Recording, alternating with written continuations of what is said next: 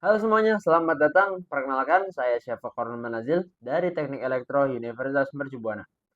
Pada sesi kali ini, kita akan membedah dan belajar bareng-bareng bagaimana cara mengolah database sekaligus melakukan visualisasi data menggunakan Python dan juga MySQL.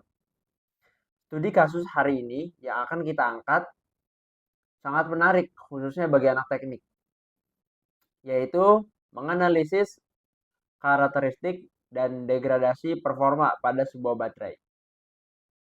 Langsung saja kita mulai ya.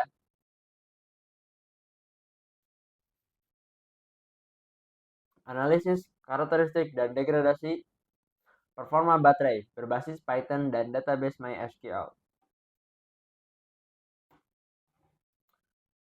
Tujuan dan konsep simulasinya, perkembangan teknologi penyimpanan energi memerlukan analisis parameter kelistrikan yang komprehensif.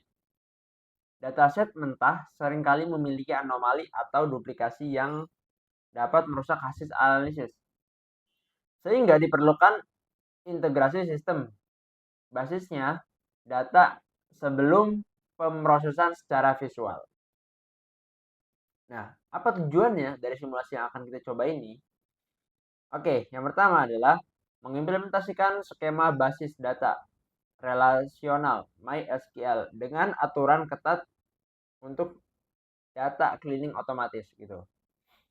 Kemudian adalah mengeksekusi proses ETL atau extract transform load menggunakan pustaka MySQL.connector Python. Kemudian adalah menghasilkan 14 visualisasi data kompleks untuk membaca fenomena fisika seperti degradasi state of health akibat kenaikan internal resistance. Nah, teman-teman, di sini ada 3 rangkaian, ada 3 skema. Arsitektur sistem terintegrasi. Sistem dirancang dengan pemisah tugas yang jelas. Yang pertama, MySQL pada aplikasi XAMPP bertindak sebagai filter pertama atau validasi tipe data menghapus basis ganda melalui tabel view. Nah, kemudian bagian yang kedua adalah pada Pandas dan juga NumPy. Pandas NumPy ini sebagai memori komputasi untuk menampung data bersih dan perhitungan matriks statistik. Kemudian ketiga, yaitu menggunakan Matplotlib dan juga Seaborn. Ini adalah fungsinya untuk menggambarkan dari suatu database-nya gitu. Atau engineer rendering grafik untuk memodelkan karakteristik baterai secara saintifik. Oke teman-teman, sebelum kita masuk pada bagian yang selanjutnya, kita sekarang siap menyiapkan dulu nih. Apa aja yang perlu kita siapkan dalam percobaan kali ini. Nah, pada kali ini saya sudah memiliki file CSV-nya. Ini data mentahnya, saya memiliki data baterai dataset sesuai tema kita. Ini file mentah ini tentunya jumlahnya banyak sekali teman-teman. Bisa kita lihat. Dan sudah barang tentu pasti kita tidak memuat kemungkinan yang namanya data mentah belum kita olah. Masih ada yang kerusakan atau data-data yang double gitu istilahnya lah.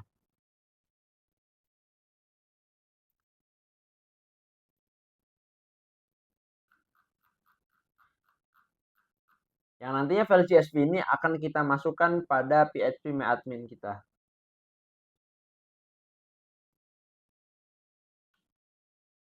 Nah, kita baca di bagian data cleaning pada MySQL atau SQL View. Sebelum Python menarik data, struktur basis data dipisahkan di PHP untuk memblokir data duplikasi secara otomatis. Oke, sekarang kita siapkan.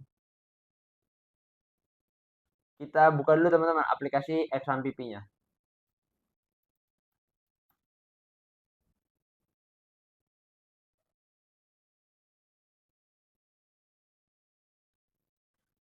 Kita lihat Saya menggunakan XAMPP yang dengan tipe 8.2.4.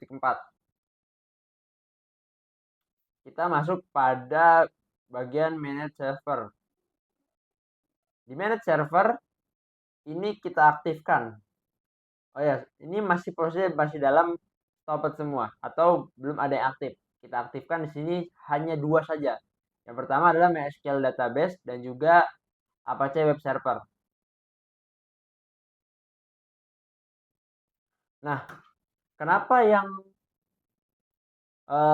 Pro FTPD-nya nggak kita aktifkan? Karena base-nya ini kita menggunakan local host yang ada di komputer kita, teman-teman, yang ada di perangkat kita gitu. Sedangkan kalau Pro FTPD ini filenya itu berada di suatu server gitu. Karena kita tidak memakai, maka tidak kita jalankan. Cukup dua ini saja, teman-teman, yang kita jalankan. Kemudian kita klik go to application.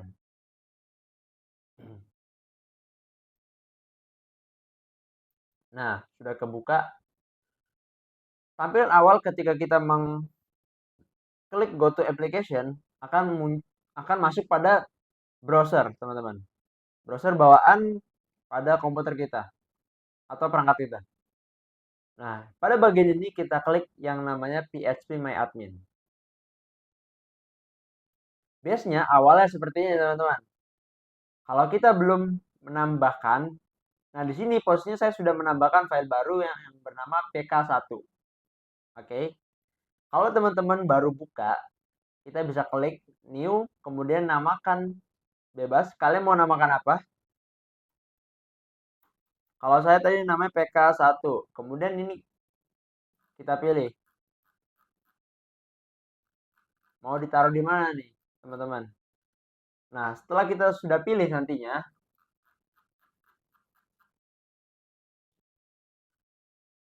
nanti kita bisa klik create. Setelah diklik create, maka akan muncul di sini, teman-teman. Karena di sini posisinya saya sudah membuatnya. Nah, setelah kita buat folder, maka kita masukkan juga file CSV yang tadi kita sudah siapkan, teman-teman.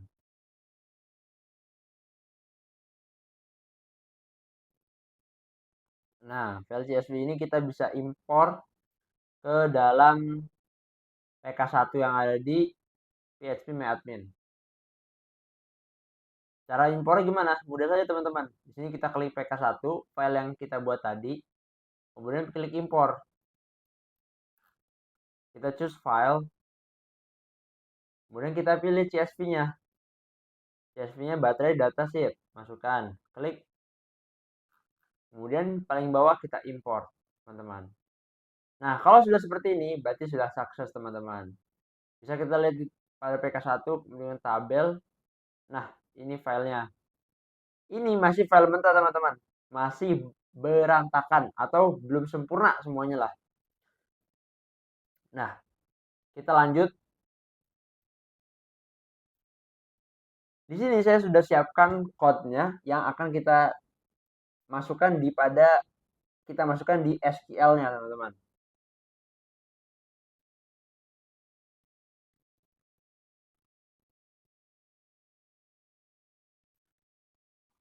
Di sini ibarat masih persiapan. Gimana caranya? Nanti ketika kita tarik datanya ke Python, itu akan menampilkan data yang bersih atau data yang siap dipakai, bukan data yang benar-benar mentah lagi gitu.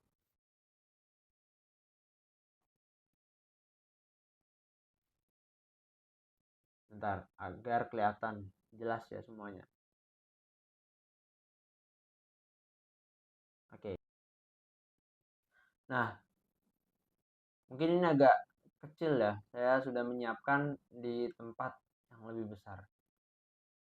Oke, gini, teman-teman. Kita buat dari ini. Nah, membuat tabel baterai dengan aturan ketat dan indeks perform. Oke. Pertama, saya menggunakan create table. Nah, kalau teman-teman perhatikan di sini ada parameternya yang not null dan juga float null. Nah, apa bedanya antara kedua ini, teman-teman? Bedanya adalah kalau yang namanya not null itu berarti kolomnya wajib diisi seperti nah, baterai ID dan juga cycle in. Kemudian kalau float null itu artinya kolom tersebut boleh dibiarkan kosong. Berjaga-jaga jika ada sensor kelistrikan yang gagal tercatat.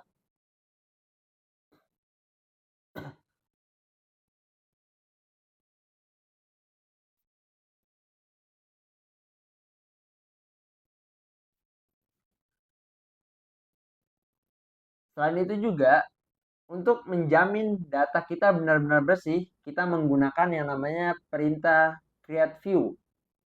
View ini bertindak sebagai tabel bayangan atau saringan otomatis untuk menghilangkan data duplikat sehingga hanya data yang unik yang akan kita proses, teman-teman. Nah, di sini saya menamakan view baterai data clean gitu. Agar lebih mudah ya kita mencarinya gitu. Kemudian kita juga melakukan audit, teman-teman.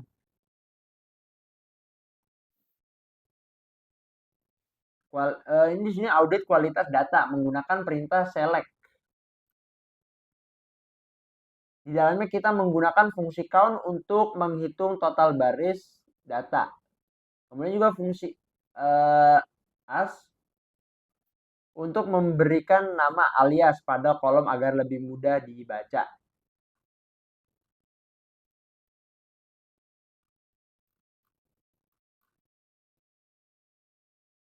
Kemudian sum ini gunanya untuk menjumlahkan nilai pada parameter tertentu. Nah, gitu. Nah, kalau sudah, ini code-nya teman-teman. Untuk merapikan data mentah tadi bisa kita copy semua, teman-teman. Kita masuk pada bagian kembali lagi ke php_my_admin kita. Tadi sebentar. Oh iya, ini.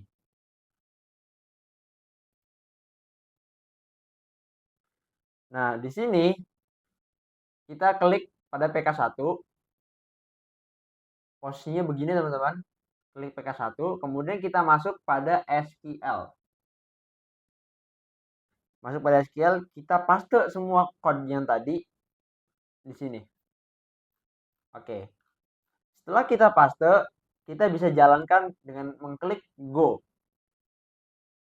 Nah, karena saya sudah memasukkan code ini dan juga mengklik Go, nantinya hasilnya akan seperti ini, teman-teman. Bisa kita lihat pada bagian view. Nah, nanti yang sudah bersih atau yang sudah siap digunakan nanti seperti ini. Oke, dari sini baterainya database-nya sudah disaring. Jadi lebih rapi gitu. Tidak ada lagi data yang double-double ataupun data yang berlebih.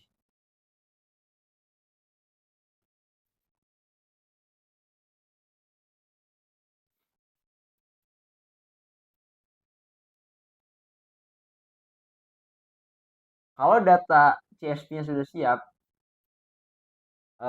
database data mentah tadi sudah bersih, sudah siap, kita bisa lanjut ke tahap berikutnya, teman-teman. Pembahasan eksekusi kode Python. Nah, sebelum masuk ke pembahasan, bisa kita siapkan dulu nih library Python-nya, teman-teman. Di sini kita menggunakan Jupyter Notebook.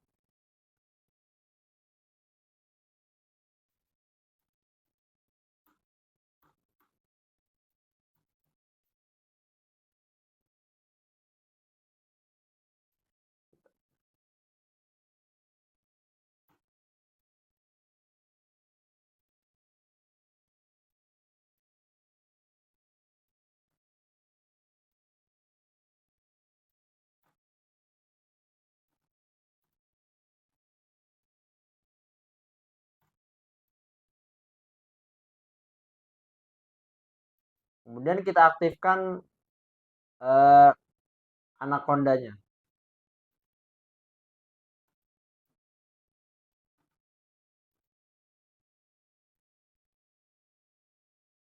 Kalau sudah aktif, sekarang kita buka Jupyter Notebook-nya.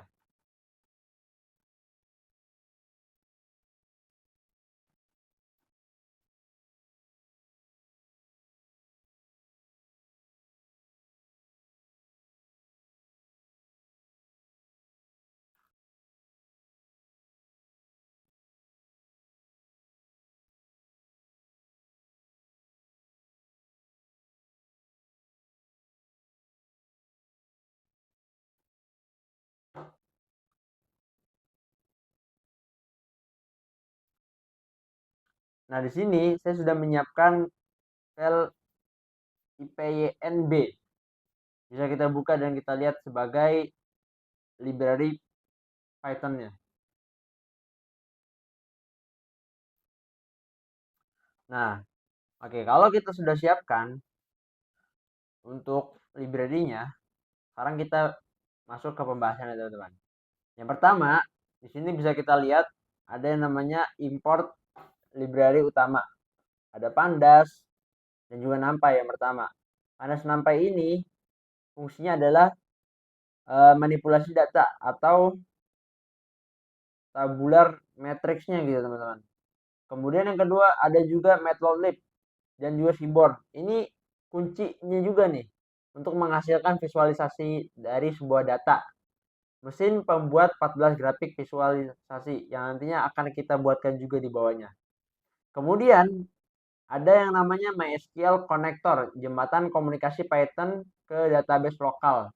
Jadi eh, jadi nyambung gitu antara database lokal masuk pada Python gitu, teman-teman.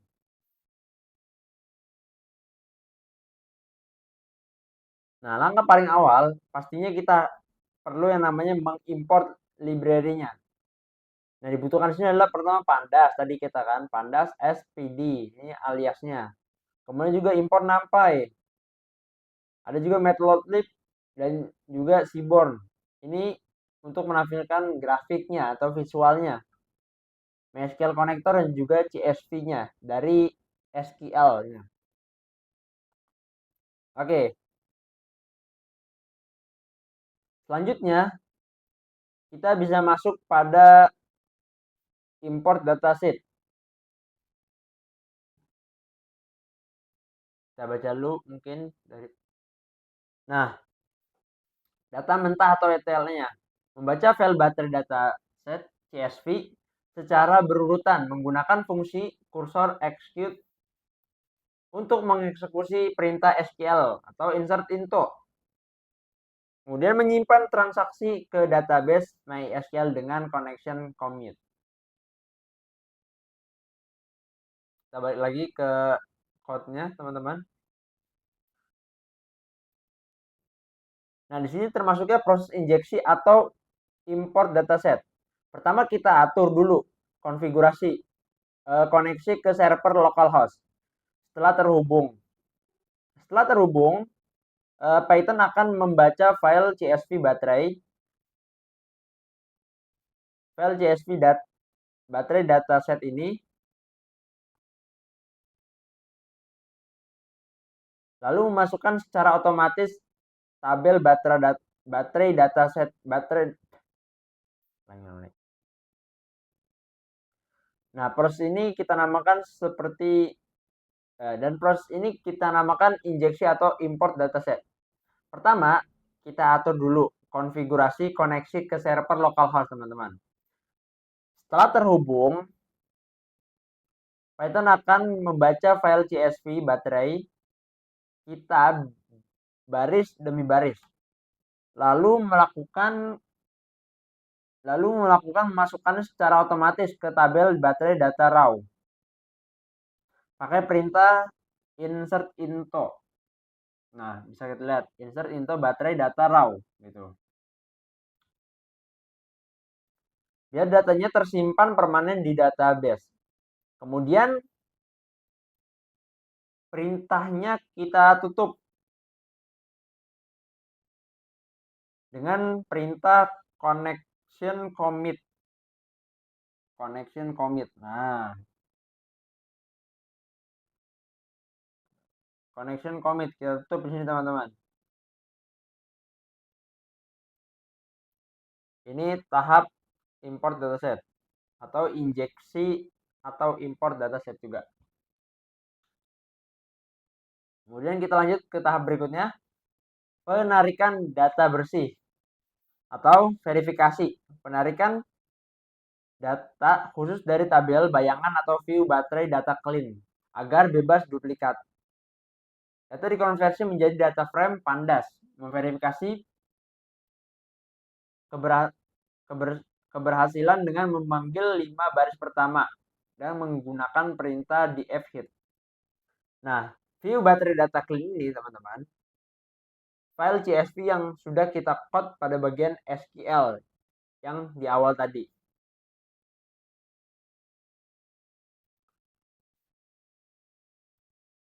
Nah, bagian ini cukup krusial ya.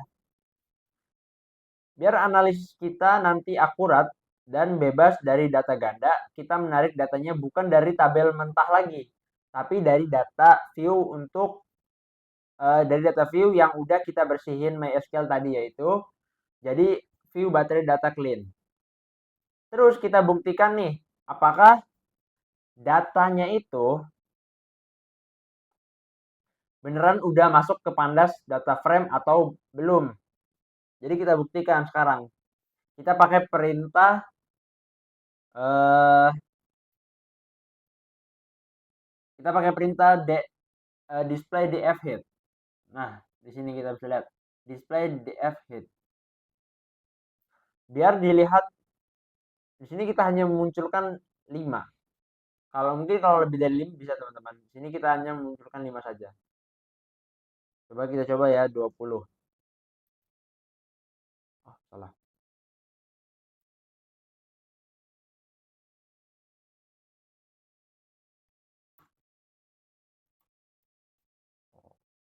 Mungkin bisa kita coba teman-teman 20.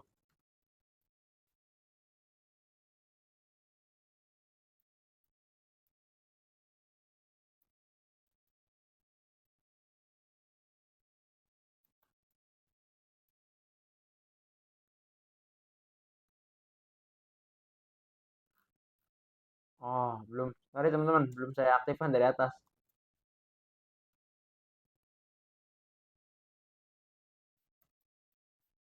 Oke. Nah, kita ulang. Ini secara otomatis kalau kita nggak nampilin angkanya di sini, maka yang akan muncul hanyalah 5 baris saja teman-teman. Dimulai dari angka 0. 1, 2, 3, 4, 5. Kalau kita bikin di sini 20, apakah bisa? Tentu bisa teman-teman. Maka akan tampil sebanyak 20 baris. Kita tampilkan 5 aja, cukup teman-teman. Karena ini hanya sebagai display saja, pengecekan apakah sudah muncul atau beneran sudah tampil ataupun belum gitu, sudah connect atau belum. Oh ya teman-teman, pasti di sini bingung kan, kenapa warnanya merah gitu bloknya. Nah, pada bagian penarikan data ini, tenang aja, ini bukan error teman-teman. Kalau error, programnya pasti langsung berhenti dan tabelnya nggak akan keluar di sini gitu kan. Nah, kotak merah ini cuma sekedar warning atau peringatan dari Pandas, menyarankan kita pakai metode koneksi database lain gitu kan. Nah, menggunakan database lain yaitu menggunakan SQL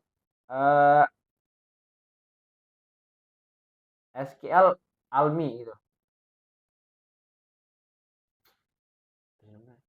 SQL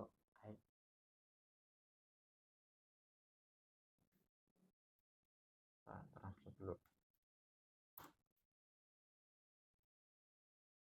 QL Alchemy.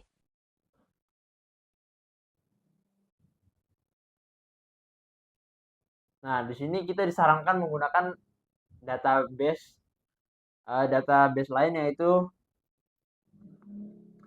SQL Alchemy gitu kan. Tapi tenang aja teman-teman, karena kita pakai SQL My Connector bisa dan datanya udah sukses gitu kan keluar semua. Peringatan ini 100% aman dan bisa kita abaikan aja gitu. Jadi nggak masalah teman-teman. Dengan flow seperti ini aman aja gitu.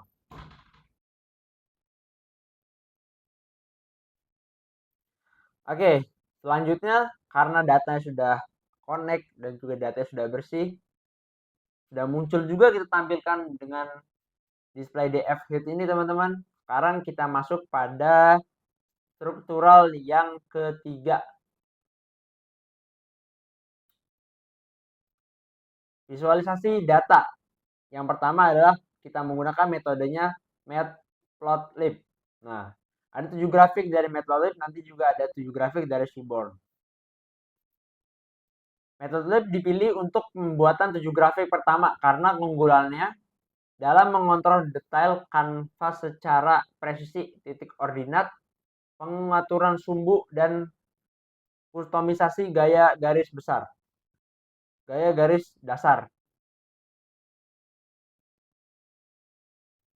Bisa kita lihat teman-teman di sini ada line plot.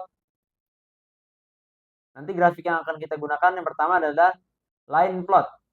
Nah, di sini untuk menggambarkan SOH versus cycle.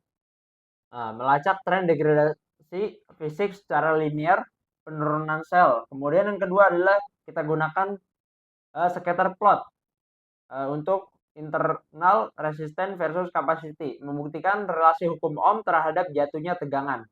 Kemudian yang ketiga ada bar chart kita gunakan juga untuk apa? Capacity per batch-nya. Alat ukur kendali mutu antar grup produksi. Kemudian yang keempat kita gunakan namanya histogram. Ini fungsinya untuk temperatur, menganalisis sebaran normal suhu kerja laboratorium 20 derajat Celcius hingga 30 derajat Celcius. Yang kemudian yang kelima kita gunakan pie chart. Pie chart. Ini sebaran batch validasi proporsi keseimbangan komposisi dataset. Kemudian yang keenam kita digunakan multi line plot. Untuk apa? Untuk charger versus discharger. Menganalisis penyusutan efisiensi waktu pemakaian baterai. Kemudian yang ketujuh, pada metode yang terakhir adalah kita gunakan box plot untuk menghitung tegangan, memisahkan tegangan nominal dari titik cut off yang ekstrim. Sekarang kita lanjut pada code-nya teman-teman. Yang pertama tadi kita gunakan line plot.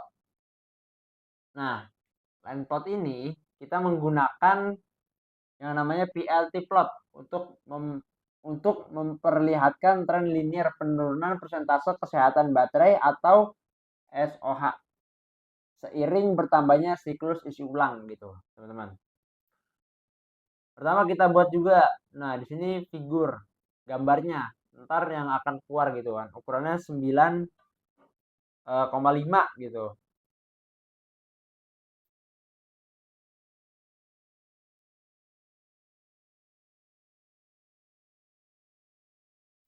Nah, ini PLT title. Nah, title nama di atas gambarnya gitu. Tren penurunan SOH baterai berdasarkan jumlah siklus cycle. Nah, ini teman-teman nanti tampil di sini nih. Kemudian PLT X label. Ini berarti sumbu X-nya nih. Label di sumbu X-nya. Siklus cycle ke sekian. Nah, berarti sumbu X di bawah sini teman-teman. Bagian ini nih sumbu X.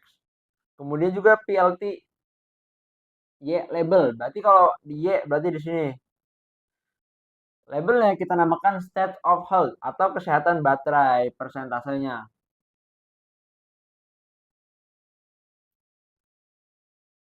Bisa kita lihat teman-teman seperti ini. Nah, untuk grafiknya ini bisa kita lihat DF sorted cycle. Kemudian DF sorted SOH. Kemudian colornya kita pakai red. Seandainya kita ganti colornya yang lain, bisa juga teman-teman. Kita ganti ke black. Apakah bisa? Tentu bisa teman-teman. Jadi ini bisa banyak warna. Di sini kita bisa ganti-ganti. Kalau ini kita pakai warna merah biar membedakan antara garis-garisnya dan juga grafiknya.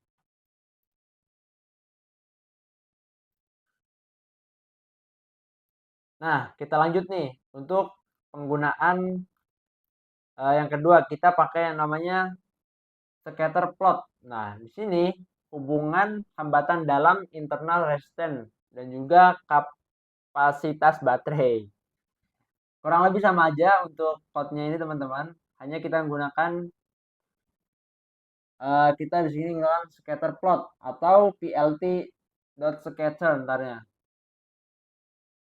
Nih. Nah, pada bagian ini saya gunakan PLT titik scatter. Kalau yang tadi kita gunakan PLT plot karena ini nama grafiknya line plot, merupakan bagian dari matplotlib juga. Bisa kita lihat perbedaannya antara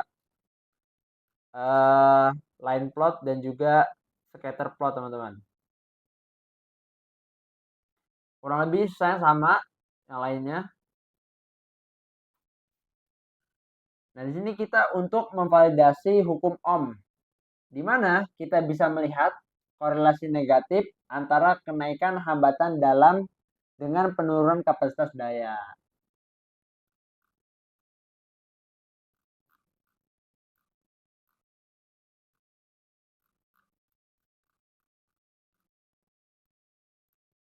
Logikanya begini, mengacu pada hukum Ohm dan rugi-rugi daya, resisten internal yang tinggi menimbulkan jatuhnya tegangan atau voltage drop, teman-teman. Internal yang memotong kapasitas energi bersih baterai. Sebaran titik biru ini secara konsisten menurun ketika nilai hambatan Ohm bertambah. Jadi kalau bisa kita ketahui bahwa ketika nilai hambatan Ohm-nya bertambah, maka titik birunya ini menurun, teman-teman. Bisa kita ketahui berarti bahwa ketika hambatan Ohm-nya bertambah, maka kapasitas baterainya juga menurun gitu. Dan ini sangat mudah memvisualisasinya. Itulah gunanya tadi dari matplotlib juga.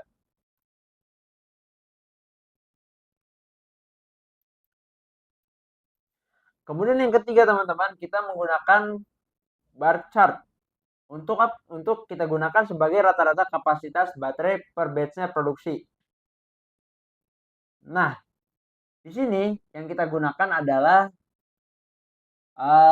PLT titik title.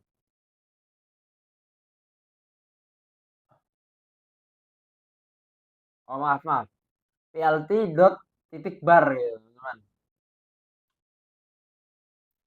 Kita masukkan rata-rata kapasitas indeks, rata-rata kapasitas value. Nah, di sini colornya bermacam-macam. Kita pakai warna kuning, kemudian juga orange, kemudian juga ada dark red, kemudian juga ada coklat gitu. Jadi semakin ke kanan warnanya semakin menggelap gitu. Saya style seperti itu teman-teman. Ini kurang lebih sama seperti di atas juga, hanya kita ganti saja menggunakan PLT titik bar.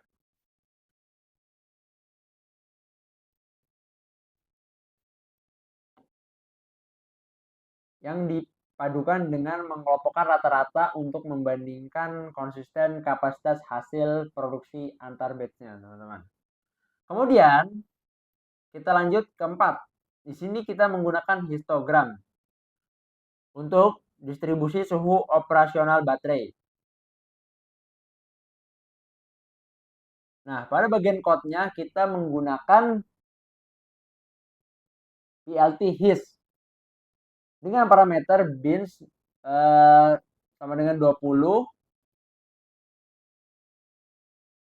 Kemudian kita juga menggunakan, artinya jika membagi seluruh rentan suhu baterai ke dalam 20 kotak atau interval yang sama lebar, jadi jika suhu 20 derajat atau 30 derajat Celcius, datanya akan menghitung dan masuk ke keranjangnya gitu masing-masing.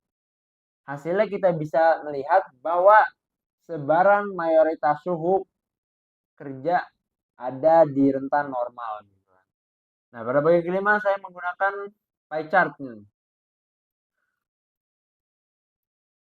Pie chart ini pada code-nya kita menggunakan PLT titik pie.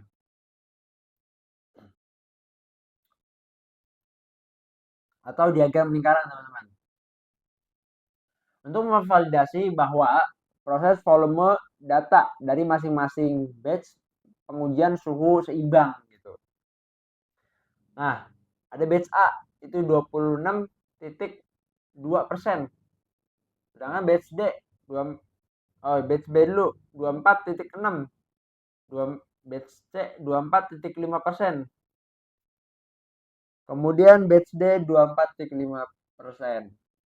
Logikanya, persentase irisan ini yang didistribusikan secara seimbang antar batch menjamin tidak ada dominasi atau subkelompok yang menyebabkan bias data. Nah, pada bagian keenam ini kita menggunakan multi-line plot untuk membandingkan waktu pengisian dan juga versus pengosongan daya per siklusnya.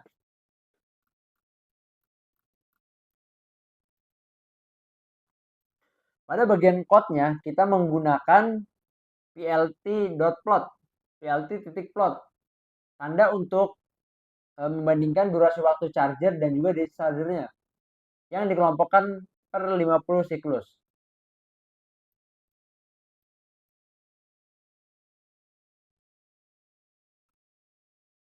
Menganalisis efisiensi ini kolom big ya. Waktu discharger mengalami penurunan drastis seiring menuanya siklus gitu. Sementara waktu pengisian charger lebih landai karena kerugian hambatan internal. Nah, kemudian yang terakhir yang ketujuh dari bagian matplotlib adalah di sini kita gunakan box plot matplotlib. Analisis sebaran nilai tegangan atau voltage baterai. Pada bagian code-nya kita menggunakan plt.boxplot untuk memetakan sebaran nilai tegangan opsional baterai dari batas bawah hingga batas atasnya, teman-teman. Jadi di atas bawah hingga batas atasnya. Bisa kita lihat batasnya tengahnya berarti ada di angka 3,6. Logikanya seperti ini. Quartile box plot mempresentasekan titik aman voltase operasional mayoritasnya memisahkan kondisi muatan penuh dan tegangan cut off kritis di bagian ekstrimnya. Berarti titik amannya ada di sini, teman-teman. Oke, teman-teman, kalau tadi di part sebelumnya kita sudah puas ya kan membedah 7 grafik dasar memakai matplotlib. Sekarang kita naik level sedikit. Kita akan masuk ke analisis statistik yang lebih ekspresif menggunakan library Seaborn. Seaborn ini keunggulannya ada di tampilan visual yang lebih estetik kan? Dan kemampuannya merangkum perhitungan statistik kompleks dengan kode yang singkat. Oke, langsung saja kita masuk ke 7 grafik Seaborn.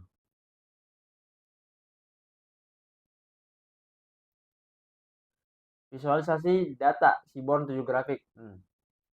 Seaborn diaplikasikan pada 7 grafik. Lanjutan karena kemampuannya menyederhanakan perhitungan statistik kompleks. Regresi kepadatan atau KDI.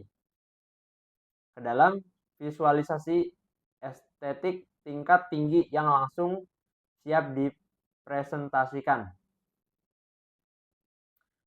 Apa saja 7 grafik tersebut? Yang pertama, 8.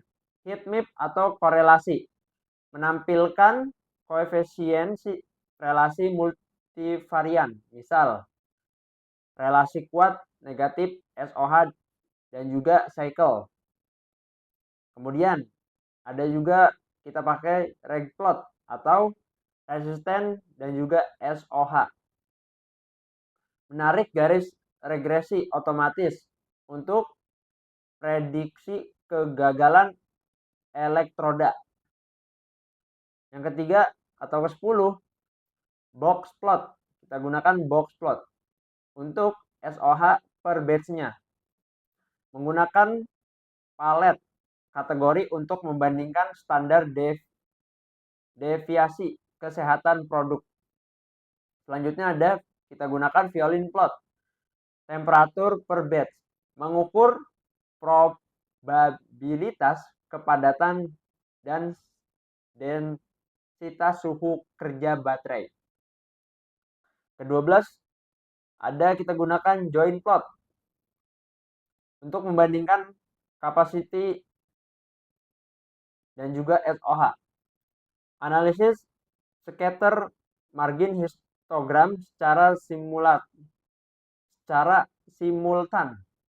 Kemudian 13 ada KDE plot atau C-rate untuk mengetahui C-rate-nya, mengestimasi probabilitas laju injeksi arus tanpa merusak sistem mekanisme. Yang ke-14 kita gunakan bar plot untuk mengetahui current-nya. Visualisasi bebas error rata-rata kuat arus menggunakan parameter error bar sama dengan non. Nah, sekarang teman-teman kita lihat pada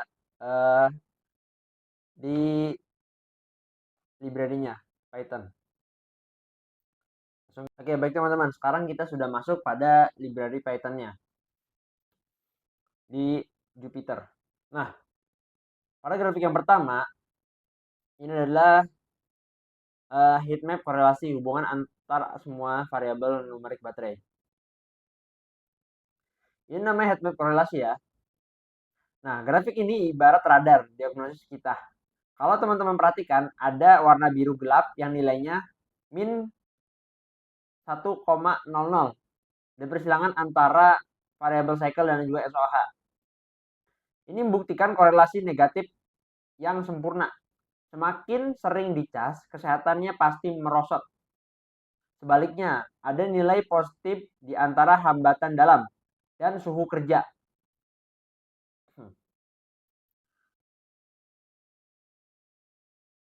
Yang membuktikannya adanya hukum fisika atau hukumnya itu namanya Joule heating. Makin besar hambatan, makin panas baterainya. Nah, untuk membuktikan dampak hambatan dalam untuk membuktikan dampak hambatan dalam tersebut di grafik ke-9. Kita langsung masuk ke grafik 9. Di sini kita menggunakan yang namanya reg plot. Regression plot. Pengaruh hambatan dalam terhadap tingkat kesehatan baterai SOH.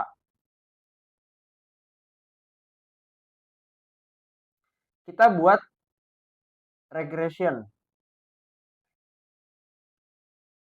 plot atau reg plot. Nah, aliasnya adalah reg plot, teman-teman. Garis linier merah, nih bisa kita lihat garis linier merah. Ini membuktikan yang menukik tajam ke bawah, ke kanan bawah, ini menjadi bukti empiris yang valid. Kenaikan internal resistance atau hambatan dalam adalah dalang utamanya yang menyebabkan SOH baterai kita turun drastis semakin sering waktunya gitu.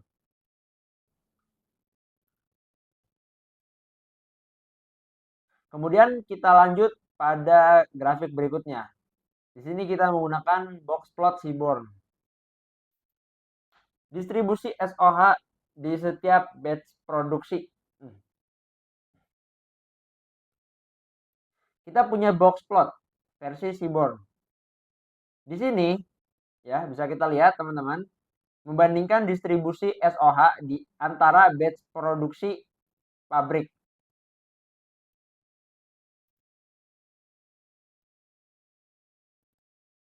Ketinggian kotaknya atau interquartile range, ketinggian kotak ini atau yang bisa kita sebut sebagai interquartile range cukup seragam ya, bisa kita lihat.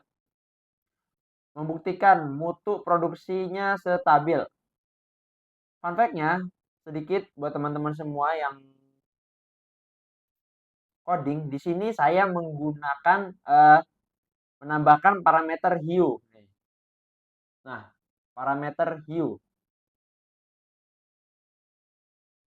Nah, ini fungsinya parameter hue supaya tidak muncul pesan warning merah dari sistem Seaborn-nya. Jadi untuk ini kita pasang yang namanya parameter hue. Terus di grafik 11 kita menggunakan violin plot. Nah, distribusi karakteristik suhu berdasarkan batch ID. Ada yang bentuknya unik teman-teman, ya kan? Bisa kita lihat. Seperti biola. Nah, makanya disebut violin plot di sini. Grafik ini keren banget karena menggabungkan box plot dengan kepadatan data. Kernel ini namanya bisa dibilang kernel density estimation. Bagian perut biola yang paling lebar cembung, mana kita lihat yang paling lebar cembung.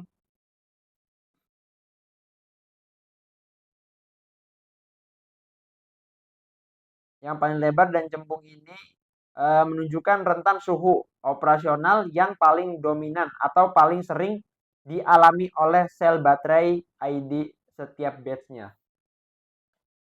Nah, ini sebenarnya beda-beda nilai teman-teman, batch C, D, A, dan juga B.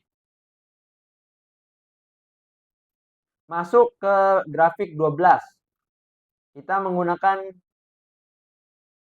joint plot, hubungan mutu kapasitas daya terhadap kesehatan baterai SOH. Kita pakai fitur kelas Seaborn yaitu joint plot. Ini paket lengkap teman-teman. Bisa dibilang paket lengkap ya. Ada scatter plot. Kemudian di tengah dan histogram pinggirannya. Nih, ini kan scatter plot. Pinggirannya ada yang namanya histogram di pinggirannya. Grafik ini memvalidasi pergerakan ganda ketika persentase SOH baterai menurun mendekati 0. Kapasitas daya aktualnya atau AH juga ikut menyusut ke kiri bawah secara proporsional.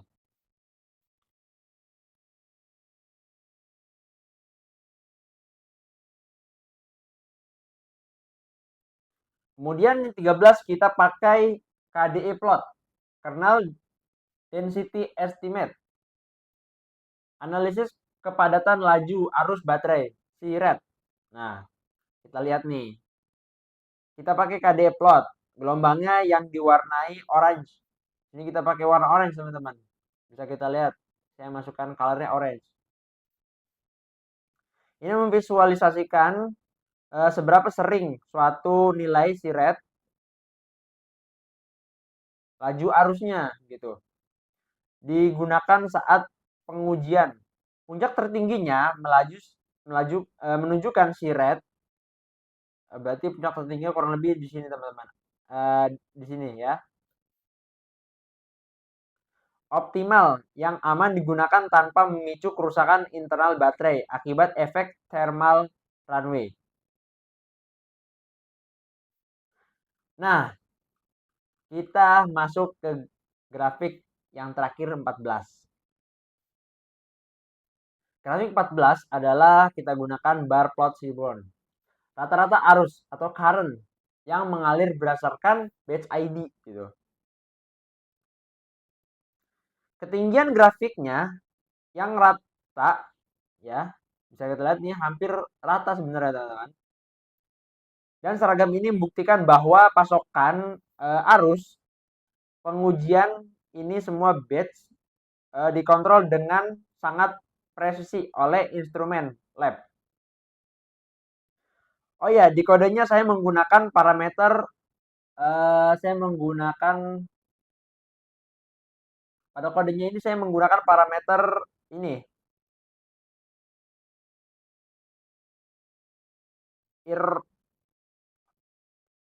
saya menggunakan parameter error bar sama dengan non.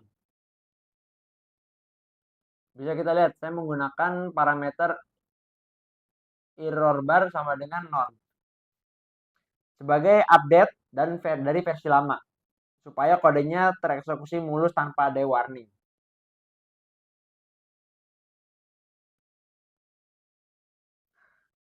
Nah, baik teman-teman, kita sudah membahas 14 grafik ini yang kita gunakan 7 dari Matplotlib, kemudian juga 7 lagi dari Seaborn. Sebagai kesimpulan dari proyek pemrograman komputer ini, kita bisa melihat bahwa integrasi antara MySQL dan juga Python sangat efektif untuk membangun arsitektur rekayasa data.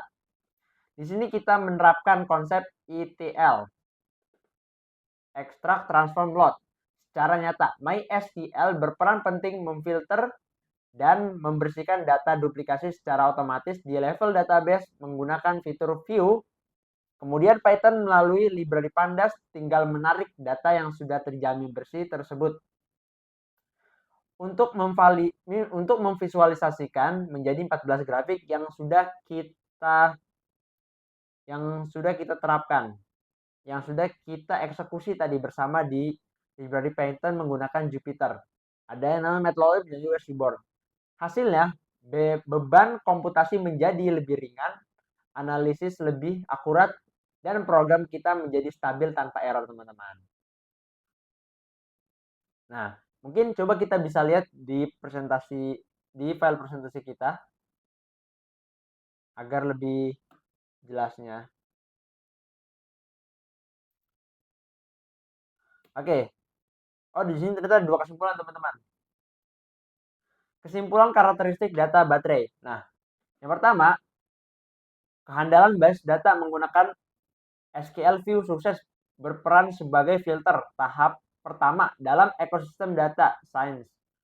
Mencegah Python mengolah data duplikasi yang dapat menyebabkan bias kesimpulan gitu. Berarti terbukti sangat paten teman-teman SQL View ini. Kemudian ada interpretasi fisika dari ke-14 grafik yang dibentuk terbukti secara empiris bahwa penambahan beban siklus pemakaian berbanding lurus dengan peningkatan hambatan dalam atau internal resisten, yang mana merupakan faktor kausal hancurnya tingkat kesehatan SOH dan kapasitas sisa kapasiti baterai. Nah, yang terakhir ada stabilitas fabrikasi hasil analisis pada distribusi suhu dan kuat arus listrik per batch produksi menunjukkan kurva normal yang seimbang. Mempresentasikan standar mutu quality control pabrik yang stabil. Nah, kalau ini kesimpulan simulasi menggunakan Python ya, atau kita menggunakan tadi Python dan juga MySQL. Nah, arsitektur ETL terintegrasi, kolaborasi efektif antara eksekusi database rasional MySQL dan scripting analisis Python-nya.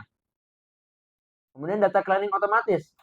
Penggunaan fitur view pada MySQL berhasil menyaring anomali dan duplikasi data secara langsung di level basis data. Optimalisasi komputasi. Penarikan data bersih menggunakan Pandas dan data frame sukses memperingan beban rendering. 14 Visual Graphic, Matplotlib, dan juga Seaborn.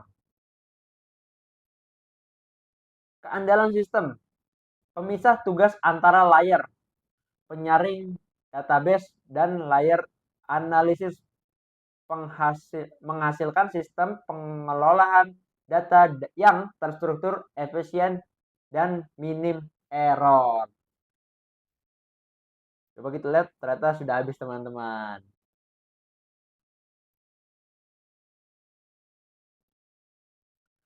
Oke, itu dia breakdown coding dan analisis data baterai dari saya. Semoga materi ini bermanfaat buat teman-teman dan juga khususnya buat saya ya.